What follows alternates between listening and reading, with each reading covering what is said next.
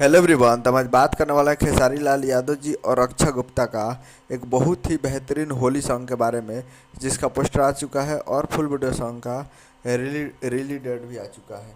और इस गाने को लिखे हैं अभिषेक भोजपुरिया जी और इसमें म्यूजिक दिए हैं मुलायम यादव जी।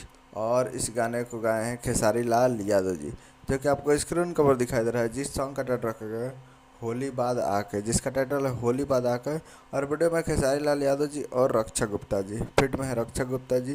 और ये बहुत ही बेहतरीन सॉन्ग है और ये बहुत ही ज़बरदस्त है। और ये फुल वीडियो सॉन्ग को रिलीज़ किया जा रहा है। Full video song release on 22 फरवरी 2026 को सुबह 7:45 पे फुल वीडियो सॉन्ग को रिलीज़ किया जा रहा है।